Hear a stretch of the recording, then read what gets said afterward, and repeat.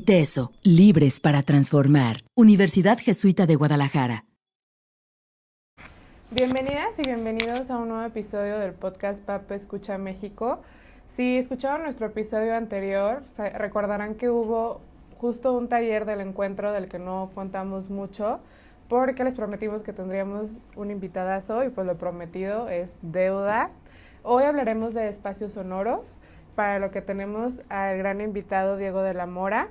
Él es maestro de Ciudad y Espacio Público Sustentable por el ITESO, colaborador del PAP Escucha México y, como dije, tallerista del 7º Encuentro de Cultura Auditiva. Diego de la Mora Gómez, bienvenido, Diego. Muchas gracias, Sofía. Bueno, nos gustaría empezar por conocerte, Diego. Para quienes no te conocen, cuéntanos un poquito de ti. Eres arquitecto, pero sabemos que para ti eso va mucho más allá de la planificación de edificios. Entonces, ¿cómo describes lo que tú haces? Sí, pues estudié arquitectura originalmente aquí en el ITESO y desde la carrera yo ya estaba muy involucrado con la música, desde chico, desde que recuerdo soy músico. Y justo en la carrera yo empecé a buscar cómo estos dos universos o mundos se unían o en dónde había cruces. Y me empecé a encontrar cosas muy interesantes y empecé a encontrarme más allá de la música y de la arquitectura, que casi uno deriva por casi en automático a salas de conciertos, acústica, arquitectónica, que ya hablaremos un poco más de eso también. Pero empecé a encontrar el espacio y el sonido, ¿no? O sea, como materias primas, el espacio, la materia prima de la arquitectura, el sonido, la materia prima de la música. Y entendiéndolo desde estas materias primas y conceptos también, no tanto como materia para hacer cosas, sino simplemente entender el concepto y la mecánica de fondo, pues empecé a entender muchas relaciones, ¿no?, del espacio con el sonido, cómo habitamos el espacio, que básicamente es a lo que nos dedicamos los arquitectos, diseñar la experiencia de habitar, vaya, ¿no? Entonces allí se empezó a abrir un mundo y un recorrido muy interesante para mí y me empecé digamos, a profundizar más y echarme el clavado más en todo lo que tenía que ver el manejo del sonido dentro del espacio, ¿no? Por ahí, sin querer queriendo, me empecé a meter al arte sonoro y bueno, el arte sonoro hay diversidad, digamos, de líneas, de exploraciones. Una de las que a mí más me interesó tenía que ver con la espacialización del sonido, es decir, un poco lo que sucede, por ejemplo, en el cine, ¿no?, que tenemos el sonido surround y entonces el audio que está diseñado en el film nos envuelve. Claro. Entonces te llega de todos lados, te llega del frente, te llega de adelante a la derecha, adelante a la izquierda, etcétera, ¿no? O sea, va habiendo una espacialización que se le conoce técnicamente del sonido y entonces eso te da también una experiencia diferente del espacio, ¿no? Y en realidad en lo cotidiano, dentro de la arquitectura, lo vivimos todo el tiempo, ¿no? Porque siempre los sonidos vienen de fuentes que pueden estar fijas o en movimiento y nosotros mismos estamos en movimiento, ¿no? Entonces, pues empecé a vincular estas dos cosas y me empecé a meter mucho al tema de diseño de experiencia, que pues hay muchos colegas que me dicen, oye, entonces ya no haces arquitectura, ¿no? Claro, porque no me dedico a diseñar y a construir edificios como tal decías, pero pues yo sigo sintiendo que hago arquitectura en el sentido del diseño de la experiencia per se, ¿no? De habitar un espacio, un momento, un evento, por ejemplo, también está involucrado en el diseño de experiencias. Y bueno, todos los días estamos viviendo experiencias, ¿no? Esta misma sala, pues hay una experiencia acústica, por los materiales hay una experiencia visual, hay una experiencia olfativa, ¿no? Hay una experiencia aún gustativa, porque todos traemos algún sabor en la boca, y ahorita con el cafecito, pero pues siempre traemos algo ahí, aunque sea la pasta de dientes que nos acabamos de lavar los dientes, o la última comida, o la saliva misma, pues todo nos da también como un sabor, ¿no? Entonces es parte de la experiencia, y evidentemente el tacto, como nuestro sentido más ampliado, pues todo el tiempo estamos sintiendo, ¿no? Hay cosas que ya pasamos por alto y en el sonido no es la excepción. Iba a decir, por ejemplo, en el tacto, pues ya no estamos sintiendo la ropa que traemos, como que ya hay un momento donde el cerebro dice, no puedo sentir tanto todo el tiempo, y entonces apaga ciertos espectros, ¿no? Y bueno, desde el sonido, pues me empecé a enterar de cosas muy particulares, ¿no? Que además, curiosamente, yo había vivido desde chico porque a muy temprana edad perdí el oído izquierdo. Y entonces empecé primero con una disminución auditiva y luego ya finalmente terminé en una operación, digamos, la opción para rescatar otras cuestiones era perder el tímpano y huesecillos, ¿no? Y bueno, ahí perdí básicamente la audición completa del oído izquierdo, pero el derecho pues se volvió súper sensible, ¿no? Obviamente, como siempre, el cuerpo compensa. Y bueno, yo siendo músico y interesado por esta experiencialidad, sin que yo me diera cuenta todavía, pues me empecé a clavar mucho en cómo oía y escuchaba lo que escuchaba, ¿no? Claro. Y entonces cuando empecé a estudiar esto, justo con la tesis de bueno, ya había venido estudiando antes en la carrera, pero en la tesis lo decanté en una intervención sonora para el espacio público en el centro de la ciudad, me empecé a dar cuenta de muchas de estas cosas, ¿no? Entonces seguí investigando ya saliendo de la carrera, me empecé a meter muchísimo durante los siguientes años, y bueno, pues eso me fue derivando a muchas líneas, ¿no? Trabajé con bailarines en escena, con músicos en escena, hacer improvisación sonora musical para escena también, diseño sonoro para experiencias, y luego ya empecé a meter el resto de los sentidos, como esto que comentaba ahorita, ¿no? Entonces, bueno, se ha ido abriendo un universo muy interesante, y particularmente en la línea de acústica habitable o acústica arquitectónica.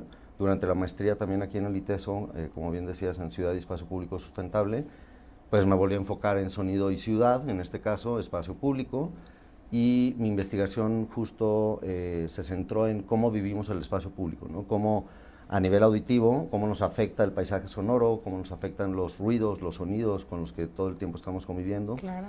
cómo nosotras y nosotros mismos somos productores de esos sonidos y de esos paisajes, y pues de alguna manera eso va conformando dinámicas sociales, dinámicas culturales, ¿no? Claro. Bueno, ahí salió todo lo de la cultura auditiva que ya hemos platicado, ¿no? Sí, siento que eso es algo muy, muy interesante que muchos pues ignoramos, muchos no conocemos. Y justo por eso te traemos a ti, porque eres un experto en el tema. Gracias. Sabemos que llevas 18 años en esto y que, como nos comentas, trabajas en arte sonoro, diseño oral e innovación social. Y que incluso fundaste Shifter. Cuéntanos un poco más de eso. No sé. Bueno, Shifter es una consultoría de creatividad aplicada. Yo digo que diseñamos experiencias para la transformación creativa, ¿no? O sea, básicamente abarca desde talleres, como el que dimos justamente en el encuentro, a experiencias específicas, ¿no? Dentro de eventos, dentro de espacios, para que se reconecte la capacidad creativa neurológica, digamos, que todos los seres humanos tenemos. De repente hay personas por el contexto, por crianza, por situaciones de la vida, que de repente pensamos que no somos creativos o que traemos la creatividad bloqueada, ¿no? Y bueno, hay muchísimos elementos, tanto psicoafectivos como neurológicos, como fisiológicos también. Y entonces estas experiencias que diseñamos en Shifter van encaminadas hacia allá. Puede ser una experiencia de transmisión de conocimiento como un taller, donde además el taller, desde mi perspectiva, tiene que involucrar acción, ¿no? Tiene que haber ejercicios, tiene que haber una experiencia directa del cuerpo, ¿no? O sea, la experiencia encarnada, puesta en juego para que entonces cognitivamente también haga sentido, no es solamente estudiar y leer, ¿no? Pero bueno, también hay diálogos, hay formas de transmisión diferentes, hay materiales también que diseñamos. Entonces sí, cuando la gente me pregunta, oye, ¿y creatividad aplicada? Pues eso, ¿cómo se come? Pues básicamente yo digo que es lo que hacemos muchos sectores, nada más en este caso es un laboratorio como un think tank, ¿no? Un laboratorio de pensamiento creativo aplicado a diferentes situaciones, particularmente a través del diseño de experiencias, ¿no? Está padrísimo todo lo que nos cuentas. También queremos justo profundizar en eso. Llevas ya varias ediciones de Leica. ¿Qué significa para ti este encuentro? Cuéntanos. Bueno, a mí me invitaron a participar en el PAP. Justo coincidió con que estaba terminando la tesis de la maestría y toda esta investigación que comentaba hace un momento de espacio sonoro público.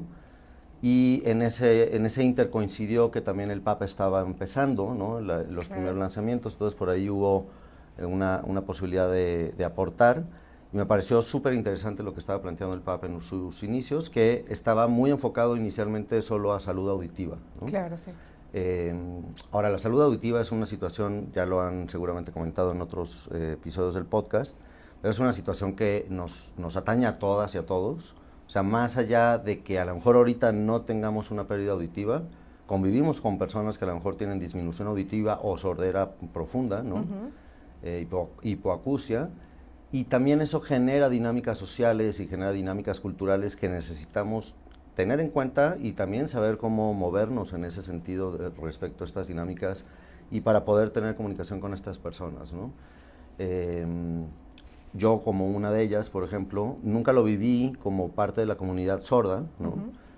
Porque pues en mi casa era como, pues Diego escucha y pues seguimos platicando y seguimos, claro, yo tenía que hacer de repente más esfuerzo que otros para poner atención, o cuando había espacios muy ruidosos no filtramos igual, hay diferentes fenómenos neurológicos que que el cerebro genera para poder como atenuar la audición y facilitar la comunicación. Uno de ellos, por ejemplo, el efecto cóctel, que básicamente es que el cerebro disminuye ciertas fuentes de audición, de sonido, para poner atención a otras. Por ejemplo, si tú y yo estamos platicando aquí y hubiera otra plática aquí cerca, yo podría poner atención a la otra plática o a nuestra plática, ¿no? Muy bien. Y eso pues depende de con qué oído, digamos, tengas más cerca, pero también neurológicamente es como una mesa de controles de mezcla de sonido. Entonces baja un canal, sube el otro canal, disminuye ruidos, ¿no? Entonces, para quienes tienen sonido binaural, que digamos sería de los dos lados, ¿no? El sonido estéreo que conocemos en medios digitales, pues pueden hacer eso mucho más fácil, ¿no? Para quienes tienen solamente un lado, como es mi caso, pues no puedes bajar un canal porque bajas todo, bajas el diálogo y bajas los ruidos también, ¿no? Entonces, pues escuchamos todo más, ¿no? Un poco así, quienes tenemos esta digamos, cualidad o característica de oír de un solo lado, y quienes tienen la audición disminuida de ambos lados, o sea, una hipoacusia o una disminución auditiva severa o profunda, pues obviamente van a tener que hacer mucho más esfuerzo, leer gestos, leer a veces la boca, obviamente también la lengua mexicana de señas, ¿no? Que yo creo que debería de ser algo que ya enseñaran en todas las escuelas de entrada. Estoy de acuerdo contigo. O sea, como para poder tener una mínima conversación con alguien que sea sordo o sorda, y poder dar direcciones, por ejemplo, o hacer una mínima conversación de hola, ¿cómo estás? Me llamo Diego, etcétera, ¿no? Yo empecé muy tarde en esto, de hecho estoy en proceso de estudio de la lengua mexicana de señas, pero también por esto, ¿no? No reconocemos a tiempo esta disminución auditiva, estas condiciones de salud que muchísimas personas vamos a tener o ya tenemos, y que eventualmente, entrada a mayor edad, vamos a tener. O sea, también por los medios digitales con los que ahorita estamos escuchando, muchos audífonos, muchos ruidos más fuertes en las ciudades, se está notando también una temprana disminución auditiva y una mayor afectación a menores edades en la población. Y bueno, pues vamos a tener, digamos, crisis de sordera en años futuros. Entonces, bueno, no es como para entrar en pánico, porque vamos a tener muchas crisis y ya las estamos teniendo, pero sí es importante darnos cuenta de qué tanto nos afecta lo que escuchamos y lo que no escuchamos, ¿no? Claro, tenerlo en cuenta. Creo que sí, en el encuentro justo hubo una ponencia en la que nos soltaron el dato que la población con mayor riesgo son de los 13 años a los 35. Para mí, bueno, me voló la cabeza. Pero como dices, no es para que entremos en pánico, es para que tengamos en cuenta, lo tengamos presente, que tenemos que cuidar el oído. Continuando sobre este mismo tren, en el 7º encuentro de la cultura auditiva, presentaste el taller Espacios Sonoros, Contaminación Auditiva y Recorrido Auditivo. Para todos los que no estuvieron, cuéntanos qué hicimos exactamente en este taller. Bueno, este taller fue una evolución, como dices, ya había participado en otros encuentros, y de arrancar con el tema de salud auditiva, como comenzó el PAP, y luego empezar con el primer encuentro, y bueno, eso fue evolucionando. Pues yo he ido encontrando también a lo largo de estos años de estudio que la cultura auditiva es la base para poder abordar el tema, ¿no? Cultura auditiva significa primeramente, saber qué escuchamos, cómo escuchamos, entender cómo funciona el oído, por un lado, a nivel fisiológico, a nivel neurológico también, cómo funciona la audición, y por el otro lado, cuáles son los factores y cuáles son las condiciones que nos afectan a esa audición, para bien y para mal, porque la afectación puede ser positiva o negativa. Claro. Entonces, este taller que hicimos en esta última edición del encuentro tuvo por objetivo por un lado sensibilizar, ¿no?, a los participantes, pero también darnos cuenta de cosas que, por más sensibilizados que estuviéramos, porque ya mucha parte del público pues era público sensibilizado al tema de la audición, al tema de la escucha, entre ellos había personas con disminución auditiva, había también personas sordas, y pues por un lado es cómo convivo en un taller de audición, en un taller que tiene que ver con el espacio sonoro al que accedemos habitándolo, y cómo convivo con una persona que no está escuchando todo eso que yo estoy escuchando, ¿no? Claro. De alguna manera, ¿qué ventajas tiene ella que no escucha tantos ruidos? ¿Y qué ventajas tengo yo que escucho un contexto que me da ubicación, que me da identidad, que me da... simplemente ahora, por ejemplo, en primavera, que empiezan a florear los árboles, salen también muchos insectos, polinizadores, abejas, mosquitas, mosquitos, abejorros, pájaros, ¿no? Evidentemente la fauna y, bueno, toda la flora y fauna en primavera hay como una explosión de vitalidad, pues obviamente eso aumenta muchos sonidos en el ambiente que luego no recordamos y no estamos poniendo atención, pues porque luego no le ponemos atención, ¿no? Entonces, ya desde ahí nos está dando una ubicación, en qué temporada del año estamos, ¿no? En qué clima estamos, simplemente por escuchar, ¿no? Claro. Y la escucha, digamos, pensando que los seres humanos somos animales, ¿no? O sea, junto con otros animales, la escucha siempre ha sido uno de los sentidos básicos de sobrevivencia de los animales, ¿no? De los seres vivos, porque por la escucha nos podemos dar cuenta de cosas que no están cerca de mí, Claro. que no estoy tocando, o sea, es un sentido de distancia, igual que la vista. Yo no necesito estar tocando aquel árbol que veo a la distancia para saber que hay un árbol ahí, no necesito estar tocando esa amenaza, por ejemplo, ¿no? Si fuera un depredador, o si fuera un carro que viene en la calle, pues no necesito que me toque el carro ya para saber que aquí hay un carro, sino que con el oído yo ya puedo percibir que viene, ¿no? Un carro hacia mí, que se está acercando o que se está alejando. Entonces sigue siendo un sentido de protección, de sobrevivencia.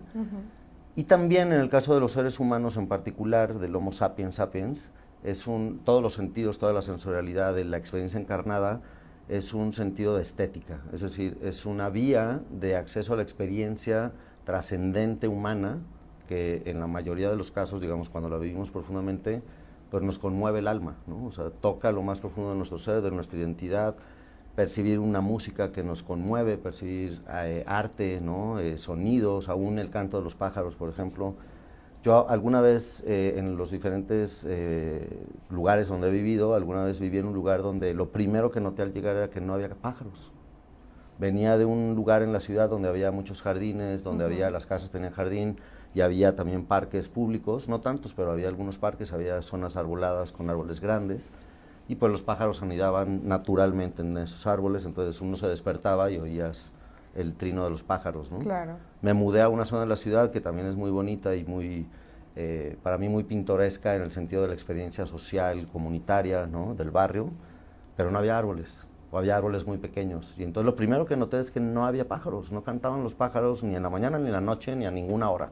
Si de acaso de repente por ahí pasaba la parvada de pericos de Guadalajara, internacionalmente conocida, pues los escuchabas, ¿no? En ese deambular por la ciudad en sus rutas, pero no había pájaros, por decirlo así, endémicos de la zona, de esa zona urbana, ¿no? Y ahí me llamó mucho la atención, ya estaba muy involucrado en todo este estudio del espacio urbano auditivo o sonoro. Decía, o sea, qué impacto radical implica el que una zona no tenga este tipo de fauna, ¿no? Que la gente se acostumbre a amanecer sin el canto, sin la belleza del canto de las aves, ¿no? Claro, es hermoso. De saber que estamos compartiendo el espacio de habitación, o sea, de nuestra vida cotidiana con otras especies, que también nuestras actividades impactan a otras especies, ¿no? Y bueno, los pájaros sería, digamos, como el contacto directo más natural dentro de un espacio habitado. Luego nos podríamos ir a otro tipo de mascotas ya también domesticadas que tenemos en muchas casas, en muchas familias o en muchos espacios habitables, sea individuales o compartidos, ¿no? Perros, gatos, ¿no? Bueno, ahora ya hay una variedad de mascotizaciones, ¿no? Pero bueno, los pájaros que de alguna manera pues son de todos y son de nadie, o sea, es una especie con la que compartimos el espacio, ahí no estaban. Sí. ¿No? Y eso que implica, o sea, nos separa también de esa conciencia de habitar un espacio que no solo es del ser humano y no solo es de las máquinas y los carros y la contaminación, sino que también nuestro impacto y nuestras acciones ahí van a afectarlo, ¿no? La experiencia. Claro, a mí en lo personal, tus talleres me han enseñado a apreciar todos esos sonidos que tú dices, de en la mañana tomarme un tiempo de escuchar los pajaritos, los árboles a lo mejor moviéndose, todo eso que no sabía yo, o más bien que yo no notaba que yo escuchaba. Por lo mismo, el recorrido auditivo es una herramienta pues, que no es tan común, contigo la descubrí. Entonces, me gustaría que le contaras a las personas oyentes cómo funciona. O sea, ¿qué nos pides a nosotros las personas que asistimos a tu taller, que hagamos, que notemos? Claro. Bueno, me encanta en primer lugar, gracias por esto que me compartes de tu sensibilización a través de los talleres que nos ha tocado compartir en otros momentos, porque pues para mí eso es el objetivo final, ¿no? O sea, que nos vayamos sensibilizando y hay algo que surge de esa sensibilización que en un momento más lo voy a compartir, porque la sensibilización, perdón, es un vehículo para, ¿no? O sea, ya de entrada nos va a conmover, nos va a conectar con nuestra identidad profunda, con nuestra experiencia de habitar como seres humanos, pero luego hay otras acciones que derivan de esa sensibilización, ¿no? Entonces, el ejercicio que hicimos justamente en este encuentro, en este taller del encuentro, fue un recorrido auditivo, como bien mencionas, que cualquiera lo puede hacer. O sea, esto es una invitación para todos los que nos están escuchando y viendo. De hecho, en ese taller tuvimos gente desde Colombia conectada que hizo el ejercicio a distancia. Y bueno, voy a dar ahorita las instrucciones de cómo funciona. Esto lo puede hacer cualquier persona en cualquier momento del día, en cualquier día de su vida, ¿no? Varias veces al día si quieren, como lavarse los dientes o comer. Podría ser una actividad bastante placentera, gozosa y que además tiene, digamos, el plus, el agregado de que nos va a relajar también en estos tiempos violentos que vivimos, muy acelerados, con mucho estrés, sobre todo en las ciudades. Pues si hacen esta práctica, pues es una práctica altamente contemplativa, que además, como les conecta con su propio ser, nos conecta a cada quien que lo realicemos con eso, pues también va a ayudar a que baje nuestros niveles de estrés, a que baje también nuestra aceleración del momento y que también nos dispongamos a disfrutar diferente de la experiencia de habitar lo que estemos habitando en ese momento. Todo el tiempo estamos habitando, ¿no? Entonces, bueno, básicamente la instrucción es, vamos a hacer un recorrido moviéndonos en un espacio específico, en este caso fue aquí dentro del campus del ITESO, y la idea es percibir ciertas situaciones auditivas, ¿no? En este caso, habíamos estado trabajando con la definición personal de silencio, ¿no?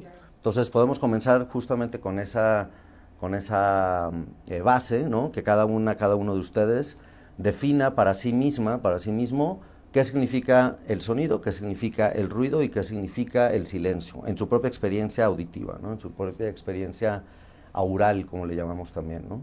La oralidad. Y entonces, una vez definiendo, yo en el taller invité a que cada quien lo escribiera, lo tuviera como muy presente, luego lo dialogamos un poco, y una vez terminado de aterrizar esto, que no hay una respuesta correcta, digo, luego podríamos hablar de definiciones muy específicas que ayudan a investigar esta situación y este fenómeno auditivo en el medio, de una manera más científica, podríamos decirlo así, pero en realidad la experiencia no requiere que haya una respuesta específica, sino su propia experiencia, ¿no? La propia experiencia de cada quien. Entonces, basado en estas definiciones, salimos al espacio. Yo recomiendo que si lo hacen en su espacio residencial, es decir, en su casa o en su oficina, pues se salgan a la calle.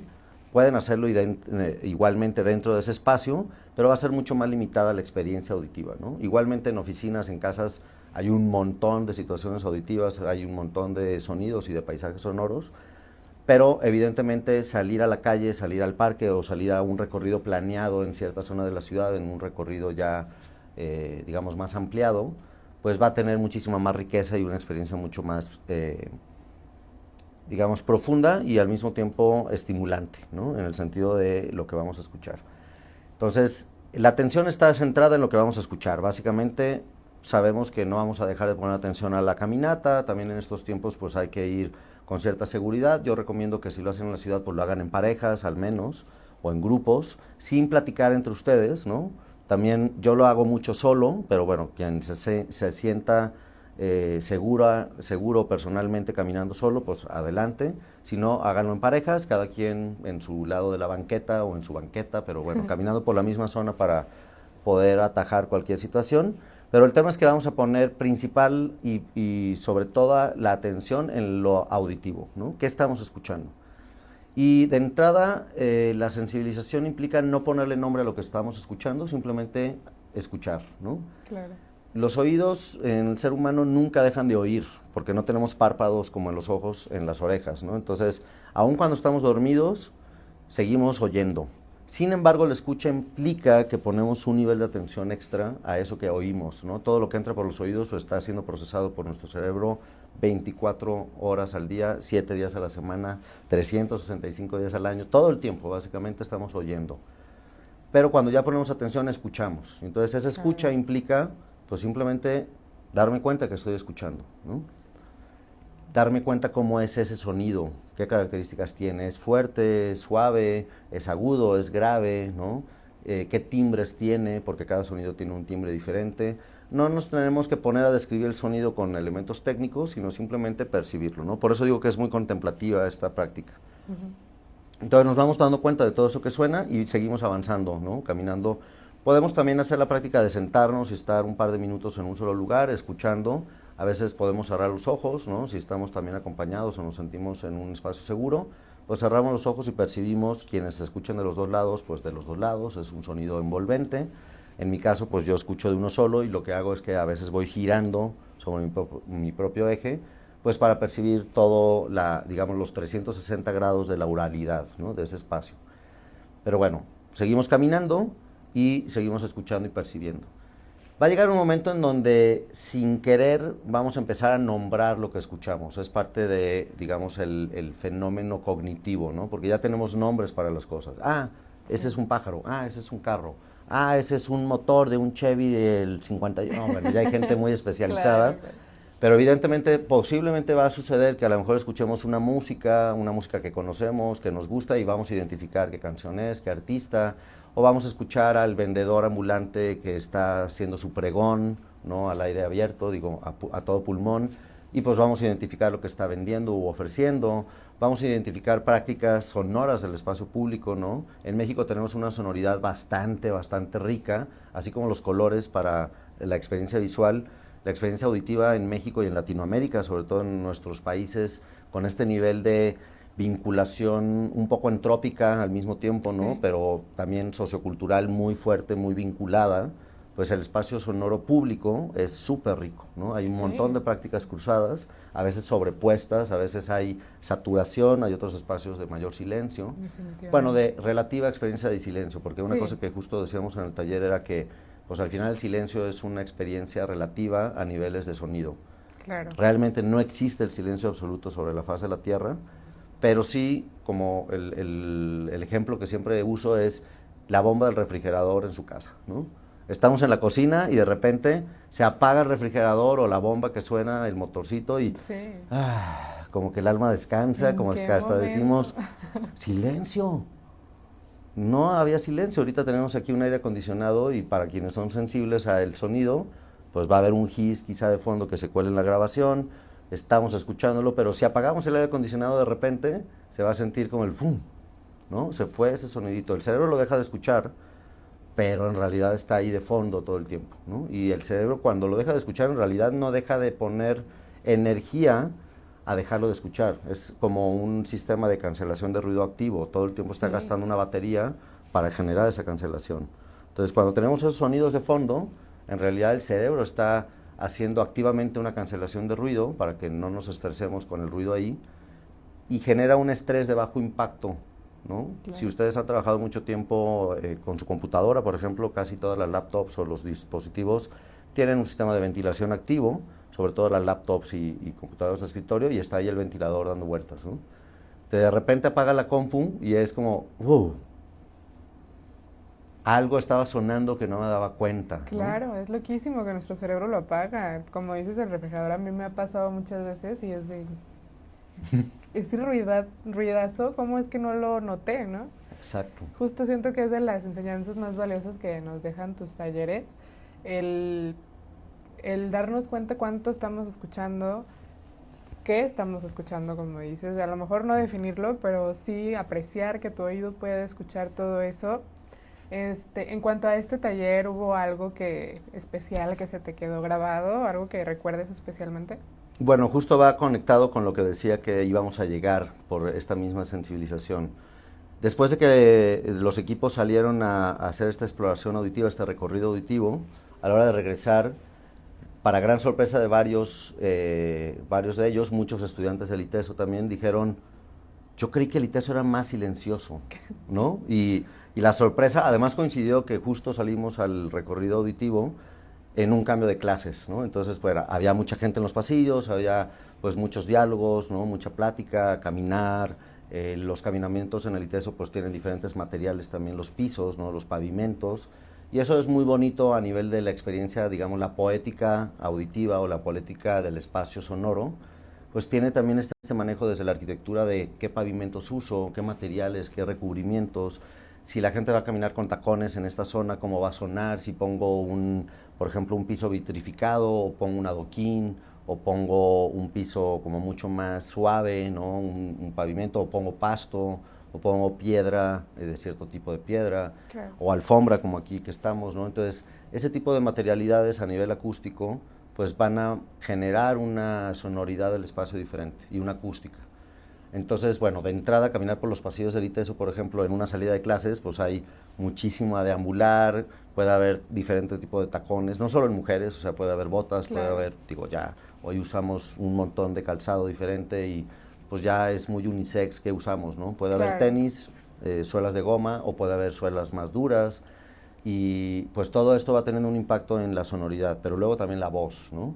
O las indumentarias o, voy a decir, gadgets o cosas, accesorios que traemos colgando, las mochilas, el tipo de textiles, perdón, la ropa que usamos, de repente hay ropa que suena más a la hora de rozar entre sí, hay ropa que suena menos, ¿no? Las fibras, por ejemplo, sintéticas suenan un poco más, el poliéster, las fibras naturales, algodones, suenan menos, son más absorbentes del sonido.